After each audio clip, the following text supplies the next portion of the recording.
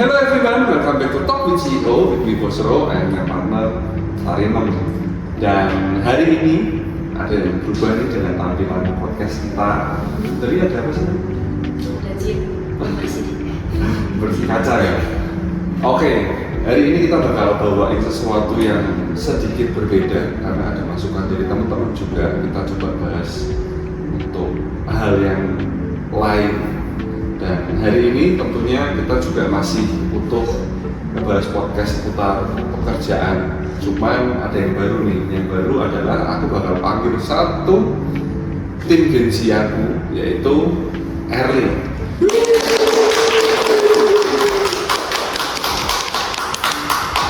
Nah, kenapa aku panggil Erlin? Tentunya buat anak muda zaman sekarang bekerja itu butuh effort yang lebih ya, kita butuh waktu, butuh mental, butuh tenaga. Dan hari ini adalah salah satu tim Gensiku yang bekerja tapi sambil kuliah dan tetap berprestasi ya. Dan aku mau tanya ya, apa sih yang memotivasi kamu buat bekerja sambil kuliah? Padahal itu kan berat banget kan?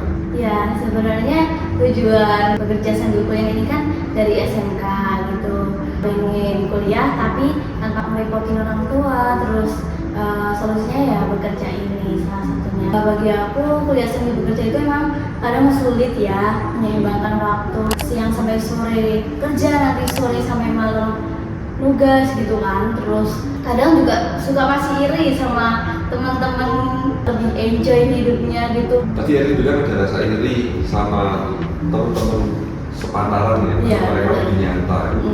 Berarti menurut Erlin kuliah sambil bekerja ini masih tetap lumayan berat ya? Iya masih, tapi di sisi lain kita harus mensyukuri apa yang sudah kita pilih dan rezekinya kita gitu. Oke, dan tidak banyak loh orang yang punya privilege untuk kuliah dan bekerja. Biasanya orang tuh nggak mau. Aku lihat Gensi sekarang tuh nggak mau kerja ya kerja aja, kalau bisa ya cuman satu titik aja. Mereka suruh yang lain itu ya nggak mau. Aku pengen tanya di titik-titik di mana kamu lagi capek, bener-bener down banget, nggak ada support system, nggak disupport dari orang terdekat, nggak disupport dari orang tua maybe, atau mungkin dari kantor, lingkungan kantor. So what you do? Maksudnya apa sih buat lakukan dulu? Biasanya sih kalau saya kan kalau kehilangan motivasi itu ya biasanya cari ide-ide gitu, dari scroll gitu, cari info lomba gitu. Terus salah satunya juga kemarin saya mendapat beberapa prestasi di daerah, terus bahkan di nasional. Dan yang terakhir itu saya diterima menjadi Good Student Ambassador, lalu 150 orang terpilih untuk kunjungan langsung ke kantor Google Jakarta, dan saya terpilih. Tentu saja hal itu juga butuh support dari tempat kerja gitu, dari keluarga seperti itu. Ya, dan untuk menjadi seperti itu tuh kan nggak gampang banget kan, berarti waktunya pasti kan benar-benar yang pas banget nih. Dan anak muda zaman sekarang ini menganggap bahwa bekerja itu mudah atau bekerja itu gampang. Menurut kalian itu sebenarnya gimana sih? Kita mungkin melihat di sekitar kita, kadang ada teman-teman yang aku nggak mau kerja di bagian A, nanti gini-gini, aku nggak mau kerja di bagian B, gini-gini, dan akhirnya endingnya itu kebanyakan malah jadi pilih-pilih pekerjaan, nanti jadi nganggur seperti itu. Mungkin untuk beberapa orang yang pewaris gitu, saya bilang pewaris. Tapi kalau yang dari nol gitu kan, kalau pengangguran ya gimana gitu kan, harus diperjuangkan gitu. Iya. Kalau pewaris, jadi kalau menurut arti pewaris ini ya udah kita nganggur gitu. Iya. Kalau habis gimana ya? Apa? Kalau habis gimana? Kalau habis, nah itu kalau gaweannya ini nganggur gitu kan, terus habis ya kontak langsung besok langsung. Perintis juga. Iya, jadi nanti pulang jadi perintis. Ya, teman-teman yang lain ini malah kayak syukurin yang pewaris sih yang kita perintis sendiri kuat gitu kan. Iya benar banget. Boleh tanya nggak? Boleh.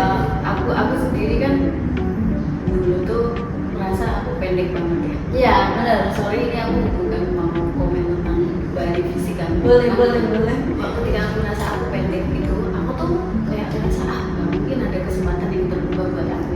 Bahkan aku pernah kayak minum pil peninggi jantung. Iya, itu zaman milenial banget. Pasti saat ini milenial nih. Ngawur sumpah. Nah, jadi dari situ tuh aku kayak gak mungkin lah ada kesempatan buat aku. Terus aku kayak lihat ke langit gitu kan, kasih dong aku jadi tinggi gitu. Dan dengan posisi kamu yang tadi kan itu kayak 81.000 orang yang kepilih cuma berapa gitu kan. Itu kamu ada nggak kayak rasa insecure dengan body kamu, dengan penampilan kamu?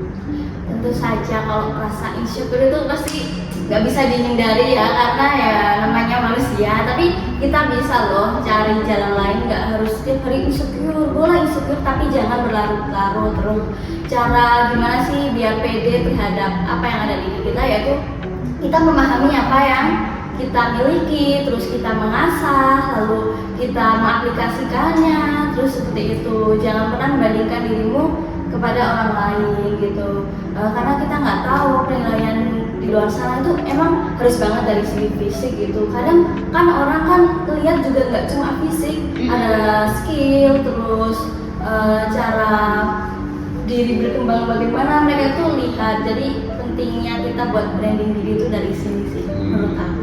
Iya, dan kalau kita memakai mungkin kepintarannya Erli bisa edit ya, misalnya aku pakai Erli buat edit, terus nggak mungkin lah kita nggak pakai Erli pendek juga, karena ya nggak mungkin kan, nggak sih, masa aku nggak mau dieditin Erli cuma gara-gara Erli Iya kan nggak belajar bagaimana aku.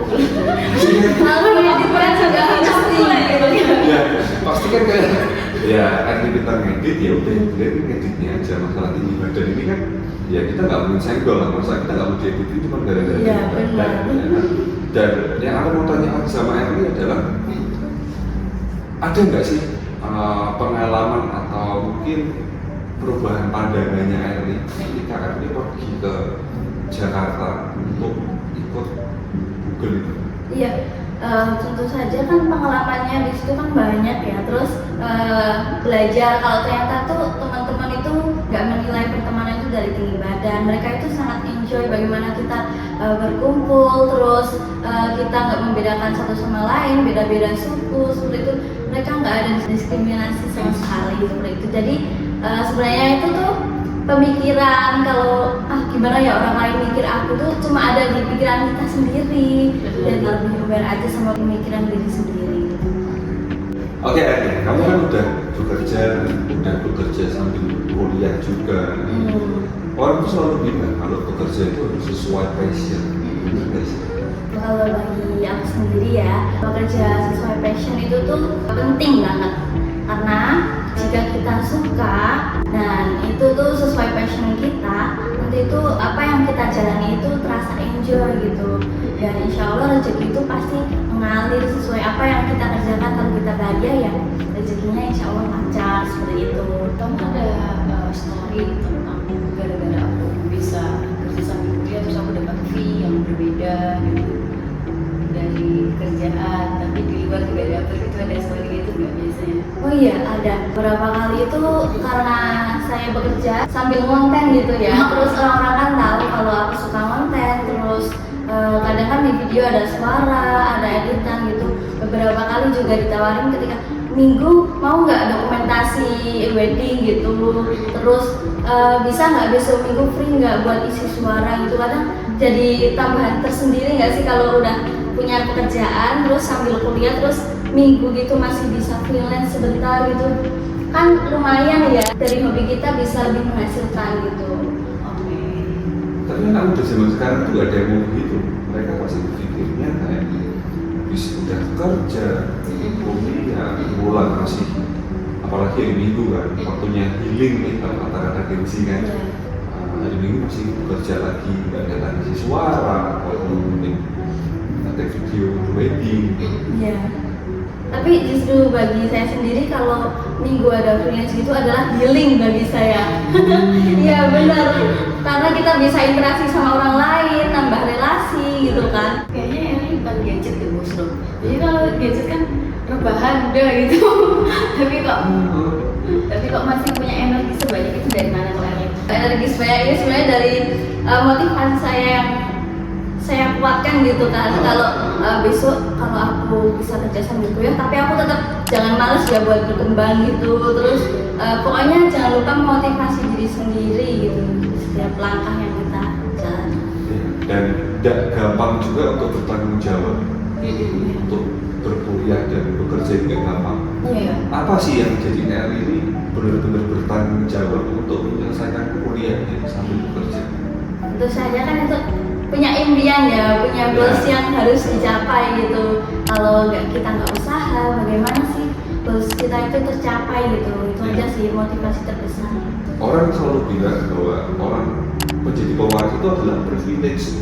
Nah, dia juga dapat privilege dari kehidupannya dia. Menurutku ini privilege banget ya, karena dia bisa mandiri, dia bisa bekerja yang lebih dari orang lain ya. Orang lain mungkin bekerja udah capek nggak mau kuliah, kalau orang itu bisa. Berarti Kalau kita nyanyain waktu kita sekarang, apalagi waktu yang akan datang, otomatis kalau kita nggak merencanain dari sekarang ke depan, kita gagal merencanain sekarang ya berarti kita merencanakan kegagalan kita sampai ke 30, 40 sampai 50 tahun ke depan. Nah, sosok-sosok kayak Eri ini kan dia ngerti bahwa apa yang dia punya ada yang di tangan dia gunain buat berdampak ke dirinya sendiri. Terus kayak Bosul juga bilang dia harus bertanggung jawab. Mungkin Eri nggak cuma di kuliah tapi kayak ditinggal orang tua pasti ngasuh adik dong. Iya, benar. Pernah ngasuh adik? Pernah. Bayangin anak kecil ngasuh anak kecil. pernah. iya, dan mau nggak mau maksudnya kayak ini nggak sih, kayak anak kecil nasional kecil jadi kayak ya aku harus jadi orang tua, aku harus jadi ngedidik adik ini harus jadi bener ya nggak sih? Jadi kayak walaupun pura-pura aku harus pura-pura jadi orang tua tidak jadi bener, tapi kan dia juga belajar nggak sih? Iya, benar. Kok kasih Indomie nggak? Enggak, belum pernah. Kerupuk pernah. Jadi sama tua ya, dia nggak nangis kamu aja gitu kan? Karena pada waktu itu belum ada handphone. Kalau misalnya ada handphone kan mungkin nonton aja lu gitu. Ya mungkin ini ceritanya Eri bisa buat jadi pengingat bagi orang-orang anak muda ataupun orang yang bekerja bahwa memulai segala sesuatu tuh nggak perlu perfect. Ya, tapi mulai dari apa yang kita punya dan setiap orang itu pasti memiliki proses yang beda-beda ya kan ya. Iya, benar banget. Setiap orang pasti memiliki proses yang berbeda-beda dan jangan menyerah karena kita nggak pernah tahu apa yang akan menjadi jalan kita gitu. Dan kalau memang usaha keras kalian belum ada hasil, berarti kalian belum berusaha keras. Bisa. Cepetnya itu loh. Cepetnya itu loh. Genial banget ya Mas Adi. Iya banget. Aduh. Oke teman-teman, hari ini kita sudah sampai di ujung podcast kita kali ini. Thank you Adi sudah mau share. Sama-sama. Walaupun mungkin sharing kita ini nggak terlalu dalam, tapi aku berharap sharingnya Adi ini bisa bermanfaat buat teman-teman semua. Iya. Dan buat teman-teman yang sekarang lagi capek kerja sambil kuliah mungkin atau lagi capek sama hidup, terus kalian jangan menyerah. Oke, jangan lupa minum matcha, minum air putih juga. Setiap kisah dalam hidupmu pasti ada inspirasi yang bisa dibagikan buat orang lain. Matur nuwun. Matur nuwun.